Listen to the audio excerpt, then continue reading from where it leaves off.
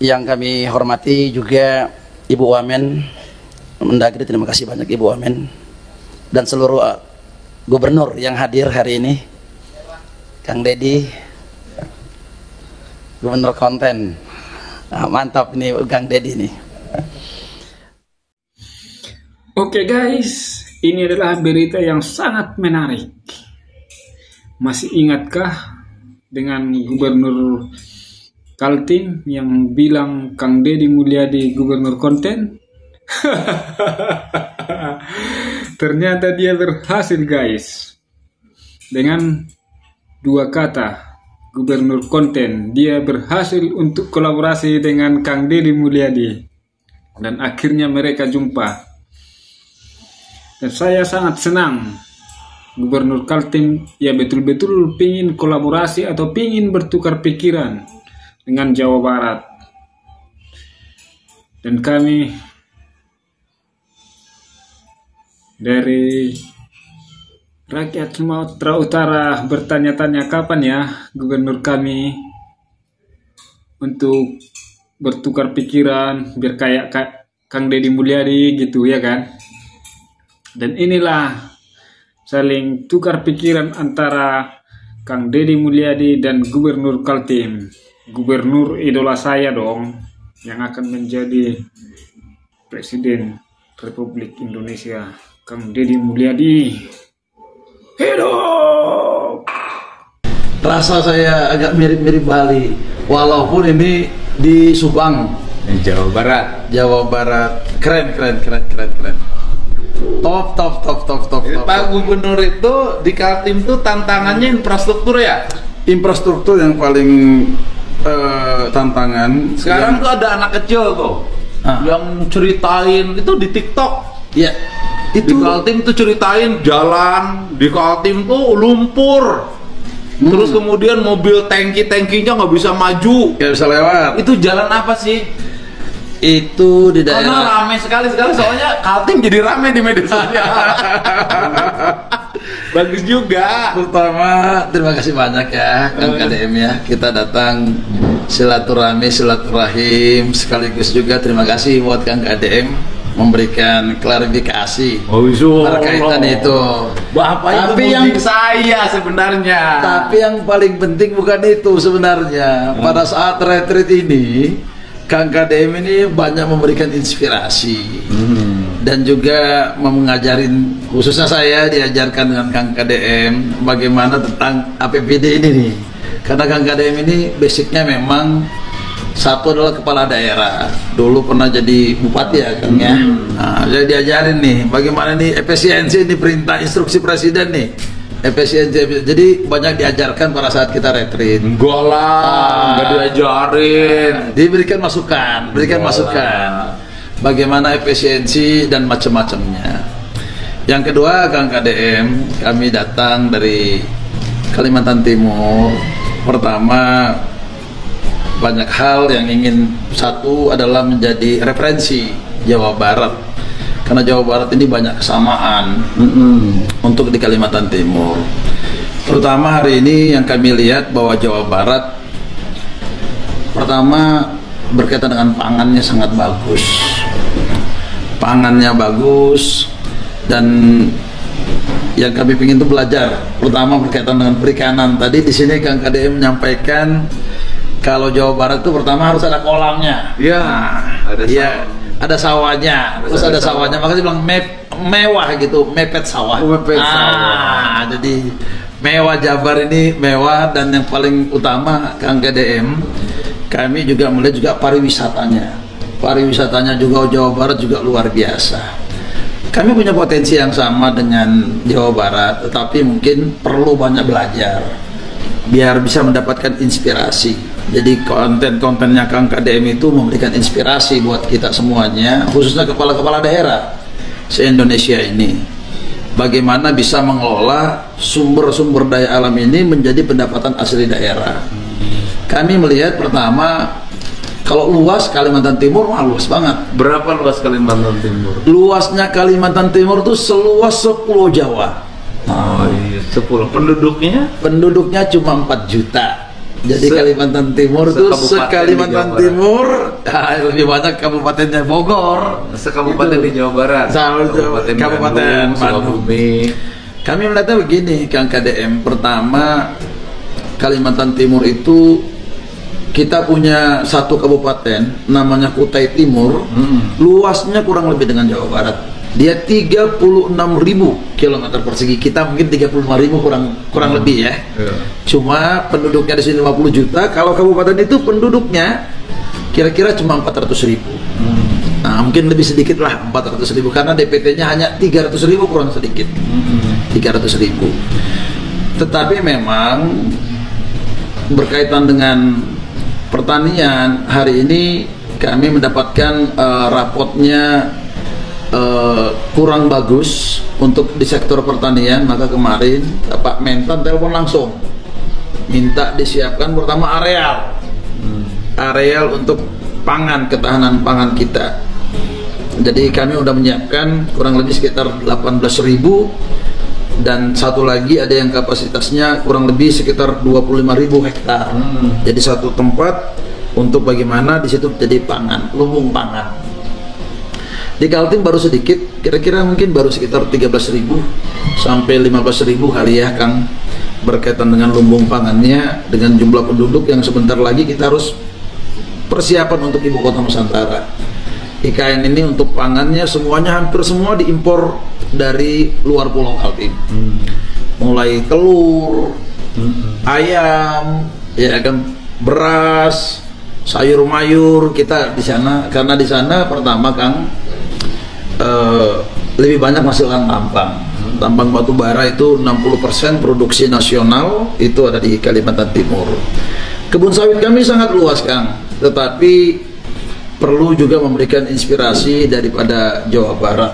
Kalau kami di sana banyak kebun sawit, ada 3 juta hektar, yang produktif sudah sekitar 1,5 juta hektar.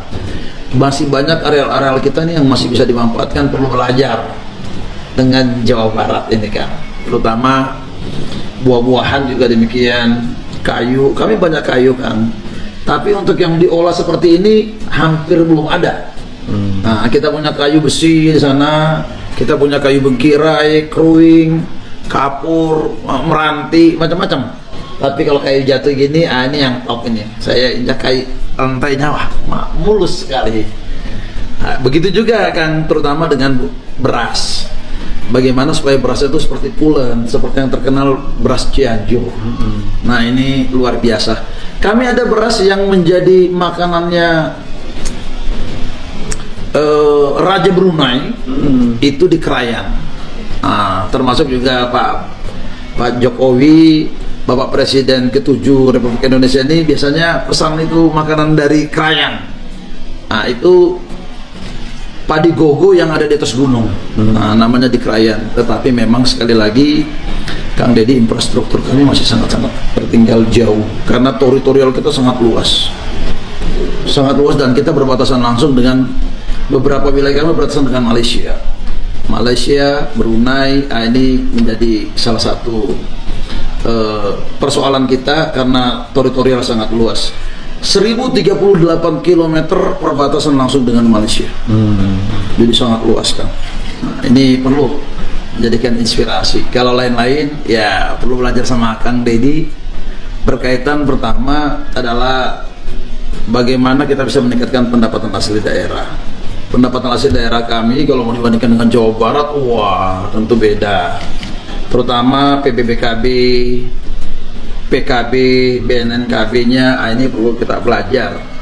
Mudah-mudahan, saya lihat banyak kendaraan dari Jawa Barat juga Kang di sana, perlu mungkin disinkronisasikan agar di sini tidak menjadi tunggakan pajak terus di Jawa Barat, dan di sana juga mereka bisa dimutasi ya, tapi ada catatannya mutasi. Dia harus bayar pajak 1 tahun supaya nanti sampai ke sana untuk tahun berikutnya dia sudah bisa jalan juga. Supaya jangan terlalu banyak tunggakan, kita jadi tunggakan di pajak bahwa seolah-olah kendaraan ini masih tertunggak padahal dia operasinya ada di sana. Sama saya rasakan juga yang di Jakarta juga demikian, yang masuk ke Jawa Barat banyak sekali. Kalau kita ngelihat hari ini apalagi hari weekend, semua kendaraan yang masuk ke Jawa Barat ini, apalagi yang ke puncak itu semuanya rata-rata platnya plat B semua itu kan. Jadi perlu kami sharing dengan Kang KDM ini. Tapi sekali lagi Kang KDM salut, bangga luar biasa ya. Dan sekali lagi buat Kang KDM ini, kami juga perlu diskusi tentang kerjasama, tidak hanya di pertanian. Tadi kami masuk sini lihat kebun karet. Wah, ini juga keren ini Kang KDM ya. Tempat kami ada karet sebagian, tetapi saya entah bagaimana petani kita merasa agak rugi kalau tanamnya karet. Sementara kita untuk menanam sawit itu untuk di kawasan hutan tidak boleh tanam sawit. Nah, kita punya hutan luas sekali ini Kang KDM, tapi mungkin masyarakat kita perlu dididik untuk mungkin bisa tanam karet, bisa tanamnya mungkin tanam padi, atau mungkin juga tanamnya kakao yang hari ini harganya menurut kami komoditi ini cukup bagus harganya. Nah, kayu hari ini Kang KDM, hutan kami yang banyak itu, yang luas itu, hari ini tidak ekonomis untuk melaksanakan kegiatan di sektor kehutanan khususnya kayu, karena harga kayu lagi ambruk. Nah, ini perlu kami sharingkan bagaimana. Terus berkaitan dengan ini tadi kan, perikanan. Kami punya laut yang luas, punya sungai yang luas, tapi perlu memberi inspirasi gimana Jabar ini yang mungkin sungainya nggak seluas Kalimantan Timur, ya kan, mungkin lautnya nggak seluas Kalimantan Timur, ini bisa memberikan inspirasi karena kami juga melihat di sektor perikanan ini masih belum tergarap dengan baik. Nah, belum tergarap dengan baik.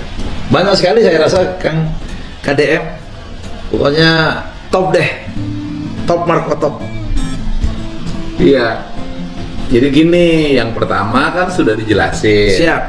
Yang urusan kemarin di Komisi 2 kan sudah dijelasin. Siap. Saya tahu Pak Gub itu tujuannya muji saya. Oh, pasti. Kang Deddy gubernur kontennya top. Ya, top. Kan gitu loh. Wah. Tapi kan ini dunianya ini. Siap, Kang, siap. Dunia yang tidak bisa terduga. Jadi bisa jadi malah topnya hilang. Jadi kalimatnya yang ada aja gubernur konten. Dan kita sudah jelasin, nggak ada masalah. Waktu itu juga kita sudah jelasin. Maksud saya menjelaskan bahwa anggaran belanja dari 50 miliar kontrak media menjadi 3 miliar kontrak medianya. Sebenarnya saya ngejelasin kepada publik bahwa kalau gubernur mengelola media sosial dan media sosialnya digemari oleh masyarakat, maka gubernur itu sudah mengefisienkan belanja. Setuju. Nah, kita belanja, yang belanja itu biasa dikerjakan oleh orang lain, hari ini cukup dikerjakan oleh kita tanpa biaya. Mantap. Ini keren. Kedua, saya tuh ke Kalimantan Timur, nanti saya mau berkunjung membawa tim sejarah. Itu yang kita tunggu. Nah, kan karena kita lagi menyusun buku sejarah Sunda ya, bukan hanya Jawa Barat tapi Sunda. Ada pertanyaan yang sampai hari ini masih kuat di pikiran saya. Apa hubungannya Kutai Kartanegara dengan Tarumanegara dan dengan sejarah Jawa Barat? Kan, nah saya kalau lihat bajunya tuh mirip loh, baju adat. Masih bersaudara itu. Masih Terus bersaudara. kemudian ada gamelannya tuh Sama. mirip. Sama. Nah, itu juga menjadi bahan analisis kita. Apakah dulu kerajaan Pajajaran tuh wilayahnya juga sampai Kalimantan? Kan kita tidak tahu juga. Nah, kemudian apa hubungannya antara orang Sunda asli dengan orang Dayak? Karena dari sisi kulit, terus kemudian garis-garis wajah itu hampir sama. Jadi orang Dayak, orang Sunda asli misalnya yang pedalaman yang sekarang masih tersisa Baduy gitu kan, itu kan sebenarnya hampir mirip. Bentuk tubuh, wajah, dan itu apakah dulunya apa sih, nanti biarkan itu sejarah yang menyusun. Nah, kemudian yang berikutnya kan apa sih problem dari Kalimantan Timur ngelola pertanian, ngelola perkebunan, ngelola perikanan, ngelola kelautan gitu loh, ngelola industri kreatif. Ya karena masyarakatnya sedikit Pak. Sedikit. Masyarakat Bapak itu Kalimantan Timur tuh gini loh Pak. Karena penghasilan tambangnya tinggi, Siap. ya kan? Dan itu menghasilkan devisa bagi negara sangat besar. Dan dana bagi hasil juga ke Kalimantan Timur mudah-mudahan ke depan. Amin, amin. Sebenarnya orang Kalimantan Timur kan nggak usah kerja juga bisa hidup. Jangan Kang, jangan. Enggak kalau ngomong pendapatan ya Pak, kalau ngomong pendapatan negara ya. Dan kalau ngomong pendapatan negara, artinya kalau dari sisi pendapatan itu dibagikan dalam setiap rumah saja. Benar. Sebenarnya cukup. Sudah cukup. Iya. Kita Sudah kalau cukup. ngomong fair, Cukup. kalau ngomong fair, cukup. artinya hasil pendapatan dari tambang itu dikelola, kemudian dibagikan dalam bentuk gaji pada warga. Siap. Menurut saya bisa. Cukup. Karena penduduknya cuma 4 juta, Pak. Setuju Kang. 4 juta itu kalau per kepala keluarga berarti kurang lebih 1 juta kepala keluarga. Ya.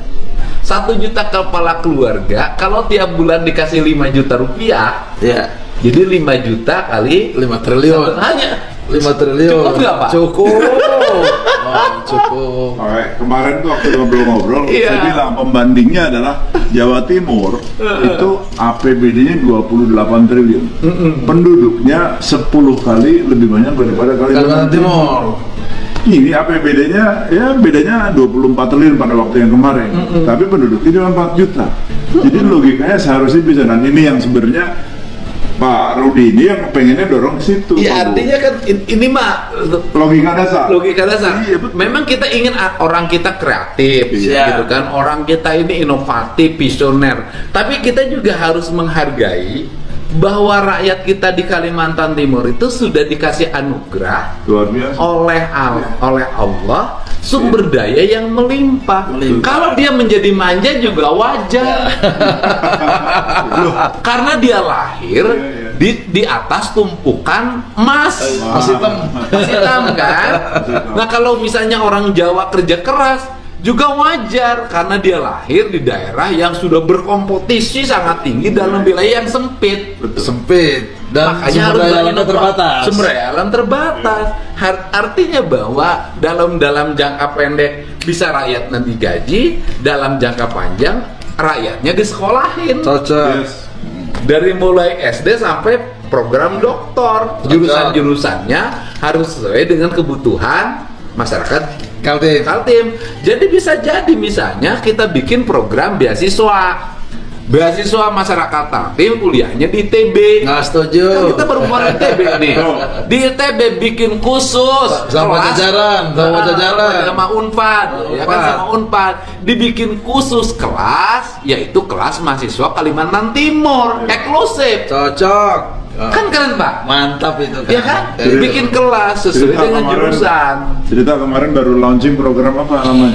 Ya kemarin kita udah launching program Kang Dedi di Kaltim itu mulai dari SMA anak-anak kita karena kapasitasnya provinsi atau gubernur itu adalah mulai dari SMA. Jadi mulai dari SMA sampai dengan S3 itu kita gratiskan anak-anak Kalimantan Timur. Jadi SMA-nya gratis, pakaian seragamnya semua gratis. Wah. S1, S2, S3 semuanya gratis, swasta maupun negeri yang sekolah di Kalimantan Timur. Di luar dari Kalimantan Timur itu baru kita berikan mereka beasiswa. Bapak APBD provinsinya berapa? Kurang lebih sekitar 20 triliun. 20 triliun untuk 4 juta. 4 Walaupun juta. wilayahnya luas banget. Luas banget. Kita 29 Pak untuk 50 juta. Pak. Iya. Walaupun nggak sempit. Nah, kemudian yang berikutnya adalah misalnya gini, Bapak kan areal pertanian. Siap. Mau nanam padi, orang Kaltimnya pasti males, Pak. Ya. Ngapain nanam padi kata orang Kaltim? Mana batu bara aja. Dia kerjanya batu bara. Gali-gali gini juga dapat duit. Terus ngapain juga ke laut, nyari ikan muter-muter. Iya. Nah, kalau begitu begini caranya, Pak. Gimana Kita itu, bikin Kang? kontrak kerjasama Cocok. Nah, ini yang perlu. antara Pemprov Jabar dengan Pemprov Kaltim. Kaltim. Kita Setuju. bikin nanti di sana kampungnya orang Jawa Barat. Cocok. Kita Ini siapkan. areal pertanian. Siap. Bapak kan menuju produktivitas padi. Nanti Yes. saya bawa petani-petani yang ada di sini. Cocok, Kang. Kita bareng-bareng bikin rumah yang ada di sini Cocok. yang layak. Kita siapkan. Areal pertanian yang siap. Kita Tinggal siap. ngisi, kemudian Siap. tinggal bertani. Setuju. Nih, Deal.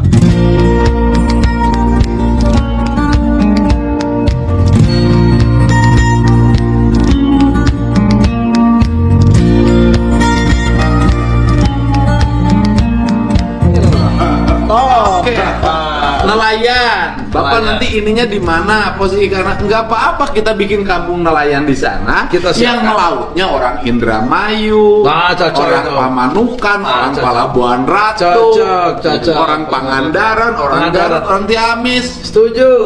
Kita tinggal ke sana, rumahnya sudah ada, kapalnya udah, tinggal melaut. Siap. Beres. Nanti orang sana ngirimin beras sama orang Kaltim yang tinggal duduk manis aja, Pak. Jangan dong, harus bareng-bareng. Iya kan, kayak orang Kaltim udah digaji sama pemerintahnya, Pak. 5 juta cuma 5 triliun, Pak. Ada juga satu mungkin Kang, mungkin berkaitan dengan PAD. Kami perlu belajar mungkin dengan Ada Jawa tambah Barat. satu lagi, pertukaran jodoh, Pak. Wah, itu lebih bagus Gak lagi apa-apa tuh kan kan. saya nikah sama orang Kaltim, Pak. Jangan Kang, orang Jawa ini masih banyak banget. Harus mengindonesia, Pak. Jangan Jawa Barat aja. Jawa Barat harus dibawa ke Kalimantan Timur. Kalau Pak Gubernur nggak bisa lagi dari Kalimantan ke Jawa Barat, saya tahu yang di rumahnya galak. Kita nggak takut sama yang di rumah, cuma yang di rumah aja lebih berani.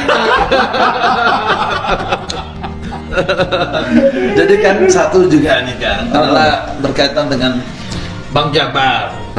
Bang Jabar tuh kemarin tuh keren ya, dapat macam-macam lah. Jadi kami perlu juga belajar sinkronkan. Cukup bagus, saya rasa kami bisa bekerja sama berkaitan dengan Bang Jabar, BJB. dengan dengan BJB. Bang Kaltim, BPD Kaltim, Kaltim Tara, biar semuanya mantap supaya menghasilkan PAD untuk Kaltim tuh jauh lebih bagus lagi. Ya, Kaltim tuh kalau dana bagi hasil dari pemerintah pusatnya ditambah, Pak, Wah keren. misalnya menjadi 50 triliun. Waduh. Pak, itu jalannya tinggal dibetonin aja, Pak. Iya. Nah sekarang jalan yang rame di media sosial itu jalan mana itu, Pak? Itu jalan sebenarnya Kang, kita masih banyak jalan di beberapa kabupaten kota, khususnya kabupaten yang perlu penanganan khusus. Persoalannya jalan ini posisinya adalah jalan nasional. Iya. Itu yang menjadi persoalan kita. Ya harus menjadi prioritas PUPR dong. Persoalannya PU ini sekarang anggarannya kan terbatas. Dipotongnya kan banyak kan. Ya kan. Dia potongnya mungkin sekitar 80 triliun kali itu kan. Lebih 80 triliun. Sehingga tentu Kaltim mungkin ini Kang dari sisi politis mungkin tidak terlalu seksi karena penduduknya sedikit. Yang kedua sih, Pak, sumber daya. ya sumber dayanya, persoalannya itu Kang, jalan yang dibangun masih menggunakan sistemnya aspal. Kalau menggunakan sistemnya aspal, Kaltim ini berdasarkan sumber daya alam dan lingkungan pada saat saya waktu kuliah di Kalimantan Timur Kang, saya S1, S2, S3 di Kaltim semua. Itu pertama, jalan kita adalah labil. Maka tidak ada kegiatan pertambangan di sana yang sistemnya underground. Semuanya open pit. Karena pasti runtuh. Nah, yang kedua, kita daerah air. Sungainya di mana-mana, namanya juga kali. Rawa. Namanya Kalimantan itu kan kali itu ya kan. Nah, ini daerah Kubar, Kukar, Berau, ini pasir, semuanya daerah-daerah sungai semua. Nah, kalau hujannya curah hujannya tinggi sekali, di atas 2.500 mm per tahun. 2.500. Jadi kebun sawit memang subur sekali di sana kan, karena airnya cukup, mataharinya cukup. Yang menjadi persoalan, akses kita, tanah kita ini hampir semuanya kayak tanah lempung, lembek dia kan. Yang kedua, begitu air pasang dia tenggelam, air pasang tuh naik, air sungai itu naik. Ditambah lagi curah hujan yang tinggi mengakibatkan kalau menggunakan aspal itu tidak apa namanya ya, tidak sesuai gitu. Dia harus dibeton karena musuhnya aspal ini air. Berarti dibeton. Dia harus dibeton. Nah, beton persoalannya mahal.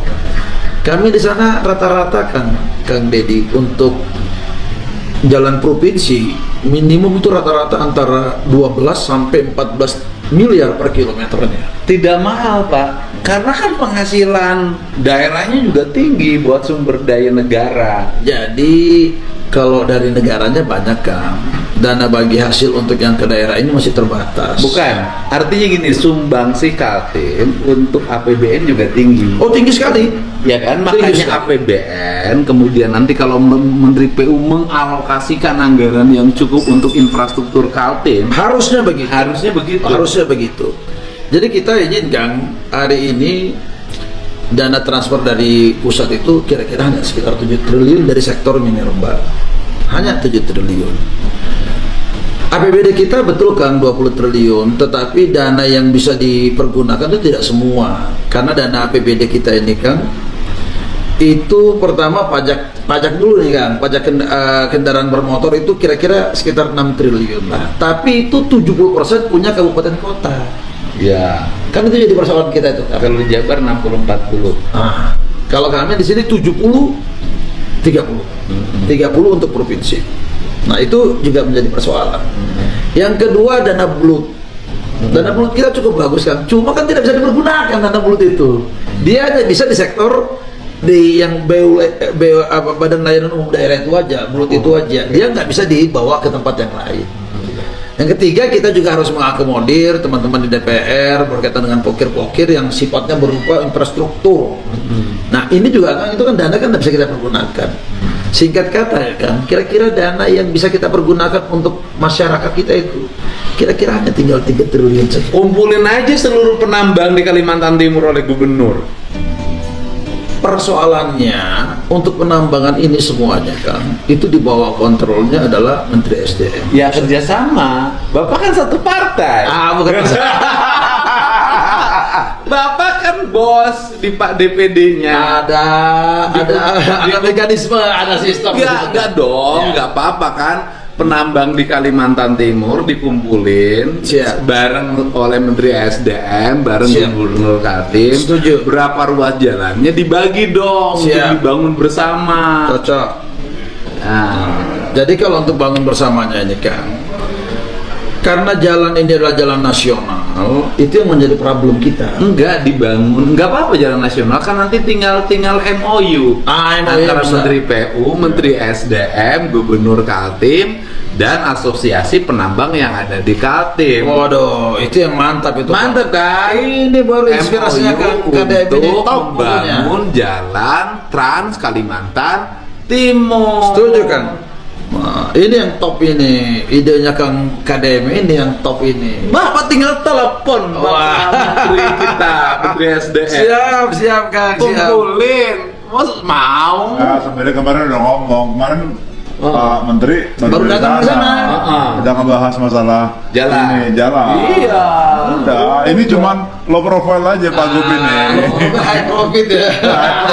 Jadi Kang, jadi hari ini sekali lagi Kang, pertama memang kegiatan pertambangan batubara ini mereka lagi mengajukan relaksasi yang hari ini IUPK itu yang dari PKB 2B kontrak karya itu menjadi IUPK. Hari ini memang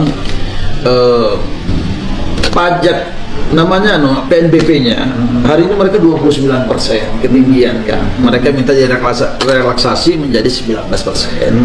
Kalau ini sudah berjalan, mungkin dana bagi hasilnya pun untuk ke daerah akan jauh lebih baik. Iya. Nah, karena hari ini kan contoh nih kan.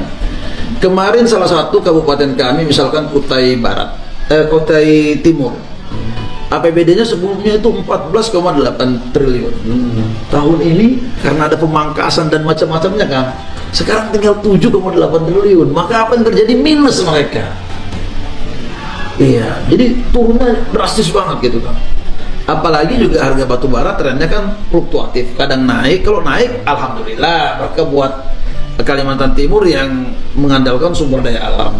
Tapi begitu dia turun, itu menjadi musibah. Dan itu juga harus menjadi pertimbangan fiskal masa depan. Masa depan. Kalau harga batu bara hancur, nanti turun, kemudian orang tidak berminat lagi tambang batu bara. Iya. Kan harus ada solusi. Harus ada solusi. Ya, solusinya itu tadi kan, SDM ini harus dikasih bagus. Maka kita sekarang ini kita gratiskan semua anak-anak kita siapkan memang SDM kita nih kan. Program apa namanya?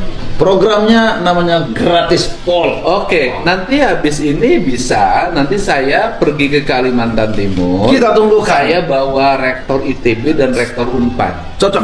Jadi Bapak nanti MOU, nanti kita di Jawa Barat bikin kelas khusus mahasiswa Kaltim. Setuju. Untuk masa depan. Kami sangat terima kasih banyak Kang atas inspirasinya dan kerjasamanya Jabar dengan Kaltim untuk membangun Indonesia. Terima kasih banyak. Thank you, I love you. Barusan kita menyaksikan pembicaraan antara dua gubernur, tapi sebagai masyarakat biasa kita sangat mengerti dan sangat memahami. Alangkah indahnya kalau mereka saling terbuka. Dan kita sebagai masyarakat sangat bangga apabila ada 2, 3, 4, 5 atau bahkan sampai 10 gubernur-gubernur kita saling berkolaborasi, saling menunjukkan yang terbaik, saling berbagi demi membangun bangsa. Kami menunggu gubernur-gubernur lain untuk saling kolaborasi yang terbaik. Buat Kang Dede Mulyadi sebagai gubernur favorit saya, salam hormat, salam sehat. The next Presiden Republik Indonesia.